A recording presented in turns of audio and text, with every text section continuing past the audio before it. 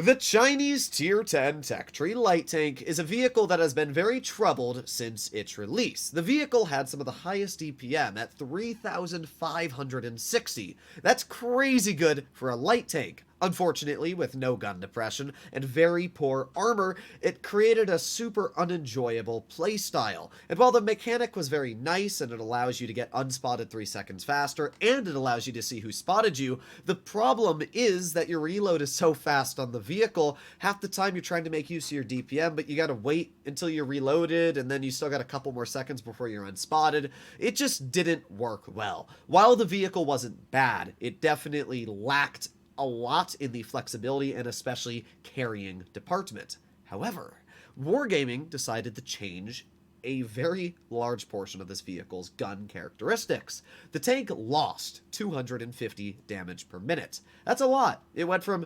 3,560 with rammer to 3,250. It's still a lot of damage per minute, but obviously that's a very large DPM nerf. The vehicle gained penetration and alpha, and I'm going to be honest, those two buffs were what the vehicle needed. First of all, with the alpha buff going from 330 damage per shot now to 360 and nerfing the DPM actually worked out really well, because the vehicle now features a 6.6 second reload, and that's with rammer. The vehicle has a special mechanic, which is called adaptive concealment. The way it works is that you are unspotted in 7 seconds rather than 10, and you see who spotted you and how long you're spotted for. This is by far, hands down, the best mechanic in the game. It just gives you so much information, and it allows you to use that information to deal with your opponents and know what's going to happen. It's why I believe this is still one of the best comp light tanks if used properly.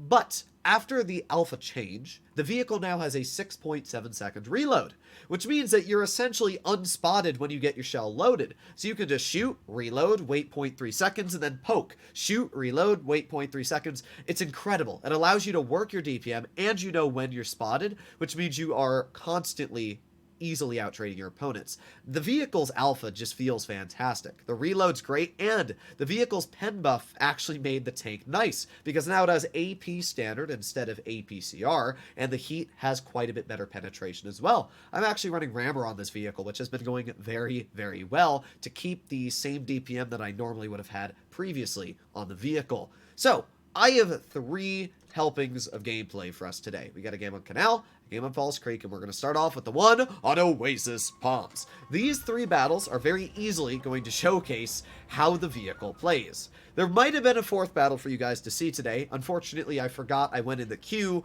watched a 2-minute YouTube video, came back and realized that the game is already over and I did 0. So, good job for me. But the other 3 games, more than enough made up for it. This first battle, up against us, we have an E50M, an AMX-30 Proto, and a Bosch Chatillon 25-ton, and a T-54. So they've got a lot of mobility, and obviously, I have to be quite cautious on how far I put my tank into the front line. So I've played very aggressive early game to get some spots into my opponents, and we get a nice 363 roll. You're going to notice just how nice the alpha feels. I'm going to be honest, good job, Wargaming. I was skeptical that these changes were going to be good for the tank, but I have to say, they feel fantastic. Now, I personally still would like to see this vehicle get 2 things added to it. First of all, I would like to see it have 7 degrees of gun depression instead of 5. It would be very nice and help the tank work a lot of ridge lines while not making it overpowered. The second thing that it needs is a better reverse speed. I noticed while driving this vehicle that it just reverses at a really slow 20 kilometers per hour. Compare that to any other light and it's pretty dookie, to be completely real. So I'm kind of hoping that Wargaming will eventually buff the reverse, but look at that roll. 450. That is insane. Rolling 450 on that poor AMX. Now we're going to slap him again, and just like that, we finish that player off. The reload feels really nice, and the best way to describe this light tank is basically a Leopard 1 turned into a light. It's got the same alpha, and I'm running refined gun on this vehicle, so it even has really good dispersion. I'm going to aim it on the T-54. Unfortunately, the shell goes a little bit low, but that's fine. We obviously can tell, again, when we're spotted, which you'll notice. There's a little red eyeball that pops up on anybody that sees us, and until that goes away, it means we're spotted by our opponents. And that information is crucial, especially late game scenarios. This tank is crazy good at carrying. So we got the Bat Chat and the 50M that are in front front of us. Thankfully, the E50 actually shoots my gun, so you only get penned by the bat chat, which we then finish off. Okay, not too bad. We're up to 2,200 damage at this point. The E50M is still a big threat, and the 54's over here. But you can see we are not spotted by the T54, so he just blind fires, doesn't actually pen us. Unfortunately, that T54 has some incredible turn armor. That thing's basically like a T62A at tier 9, and because of that, it's a very tricky tank to fight. But again, we know that we're not spotted right now. You don't ever want to really play aggressive in this light tank. Think of it as a mobile tank destroyer. It's got a lot of alpha, it packs a punch, but it doesn't have the frontline capabilities. As I went over, it reverse is very slow. But the second thing about this vehicle is that it has no gun depression, which means you can't really work ridge lines. You know, a Vickers Light, sure, it lost the alpha, but it can still sit hull down and get the occasional bounce while using gun depression. You can't do that in this tank, so you have to be very cautious on where you work it. We're going to aim it on the E50M's lower plate. We have our adrenaline on, so we're able to out-reload him before he's able to get a shot back in. And that shell rolled really hard. We got a 390 damage shot into his vehicle. Just like that, we're up to 2,988, and we're gonna slap a shell into the side of the SU-122-54, bringing us over the 3,000 damage mark. Our team's not doing great. We got an E50M and a T-54 on my tail. And while that's going on, the rest of my team is trying to fight just one heavy, and they are all going to die to that single heavy, which is obviously not good. I was really hoping we could get that E50M, but I figured, you know what, I'm not going to waste my time aiming at him. I might have been able to snap that, but I don't know, I didn't. So right now, I'm waiting for the player to make a mistake. I don't really have the angle to pen him there, and I'm not going to take a shot just in case he's going to try and YOLO me right over the ridge. Again, I don't have gun depression. One of the things that I can always say as a skilled player that you should keep in mind, as any level of player you are, is having a shell loaded in the barrel is one of the most important deterrents you can use against an opponent. The moment you shoot, it gives the opponent the ability to possibly rush you. But with a loaded barrel, it is much harder to push a tank like this. So I'm going to see if the E50M pokes, and there you go. E50M does poke, wedges his turret too high up, so he's not able to hit us with the gun depression. I'm going to aim at a shell in the E50. Unfortunately, you can see the shell actually goes high. I did shoot before we got behind the rock, but yeah, it just did not go where I wanted it to. A bit unfortunate, but it's not too bad because we're going to poke him really quick. He shoots too fast, and we're able to still get a nice 383 roll. At this point, we're up to 4,100 damage. Now, I had two possibilities. I could either rush the E50M, or I could ignore that player and go help out my IS-8. I decided to do the latter and help out the IS-8. The reason is because I don't know where that T-54 is. And using my big brain, I'm thinking the T-54 is most likely sitting somewhere behind the E-50M, judging that he tried shooting me earlier and we got that lucky bounce. So because of that, I decided, yeah, I'm not going to go for that E-50M. I'd much rather kill the 60 TP. So we load in a heat shell, we get a 298 damage shot, and now he's got about 290 health left. We're going to aim in on his hatch. Beautiful shell. Bounces right off of the hatch. Very irritating. Thankfully, I just say, you know what, screw it. I'm going to poke him, get a nice shell out. There you go. Looks like the 60 TP was not prepared for me to do that. The T-54 is going to try running. I'm going to aim in a shell on his track wheel. Just like that, we lock him in place, meaning that our IS-8 is able to poke him and finish him off. All right, not too bad. All that's left is the enemy E-50M at this point. And that player is going to try and poke our IS-8, and little does he know I'm just going to bonk him in the side. So we deal 5,269 damage in this game. We block 1,200, which is actually quite a lot for what this vehicle is. Don't expect that from every game. But as we can see, the tank's alpha worked fantastic. It was able to easily outtrade opponents, and that is where this vehicle actually feels really nice. A lot of the mediums in Blitz have actually lost a bit of their alpha, especially the newer ones, like the E50M and Patton both lost 10 damage per shot.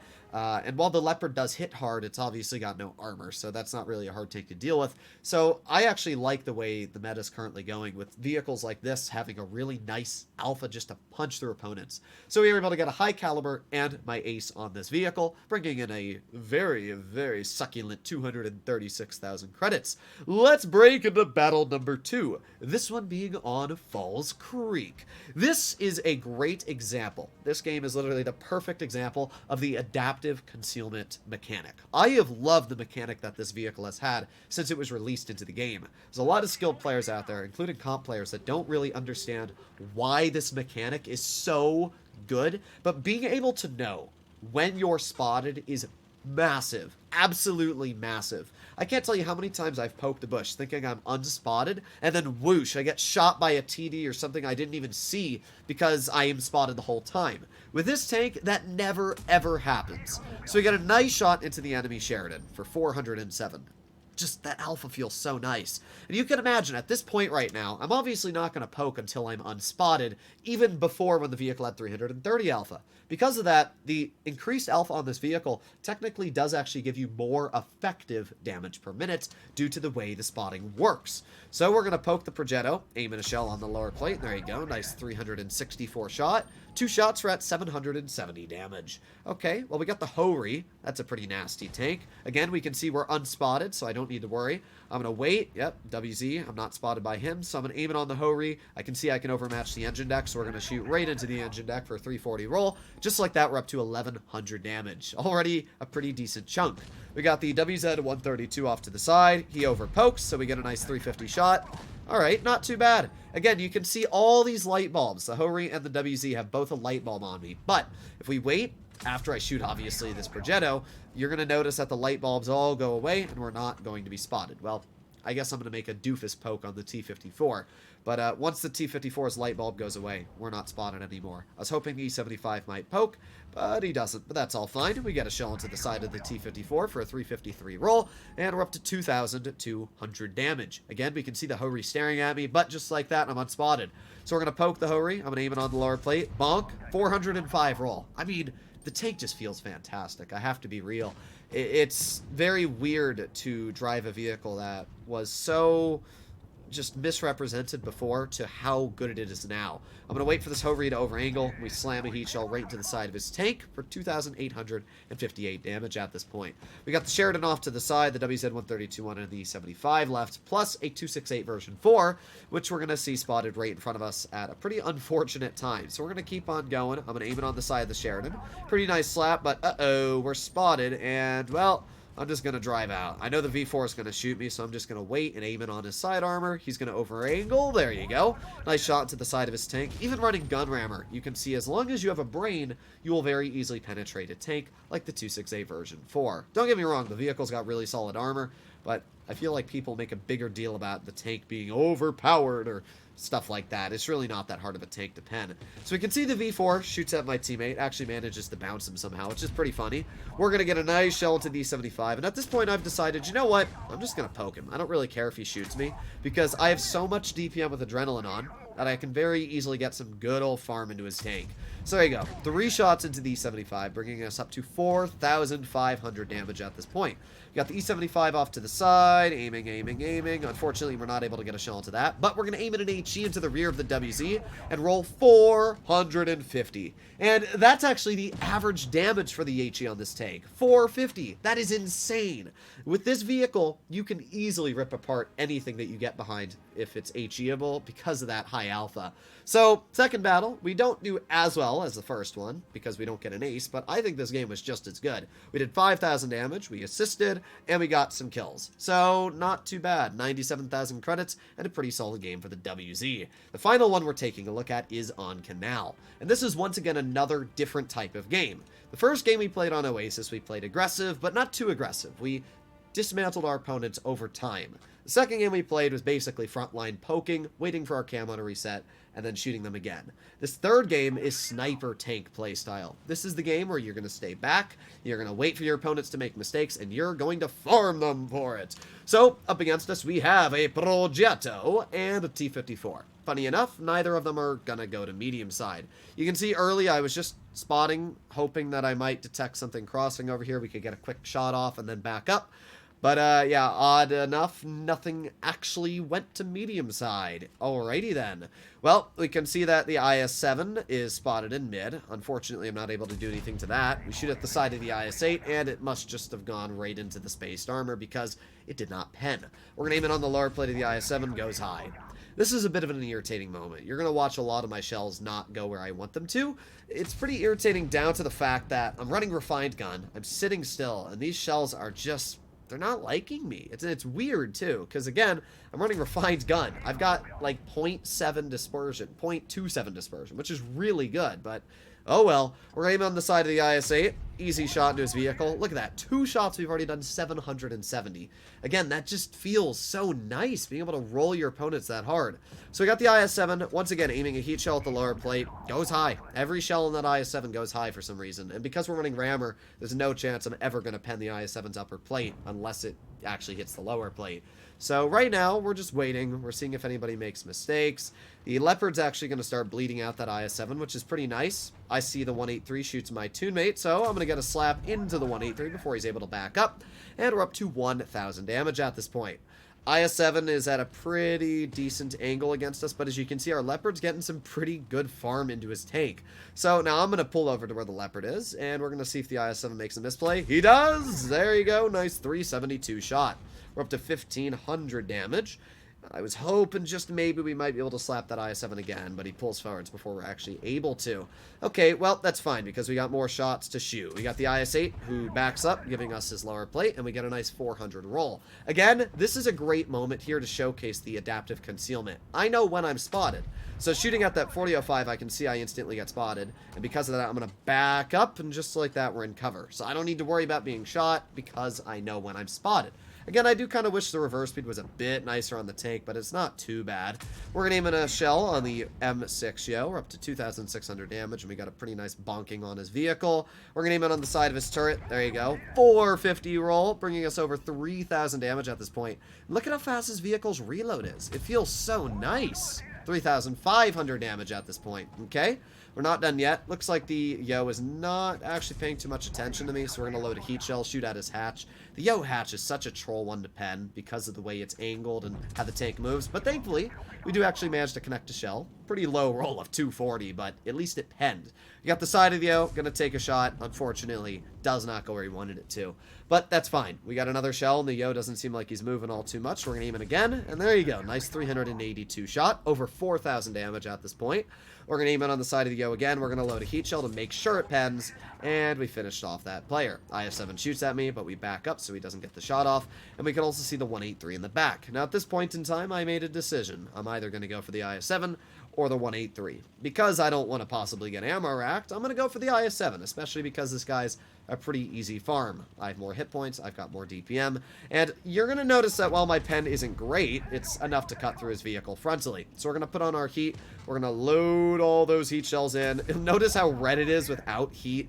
Yeah, it's pretty bad, but you know what, it's fine. We're already up to 4,800 damage. We're going to aim it on his lower plate. There you go, nice 288 shot, and then we're going to roll off to the side of his vehicle like so, and a nice bonk, dealing 5,347 damage.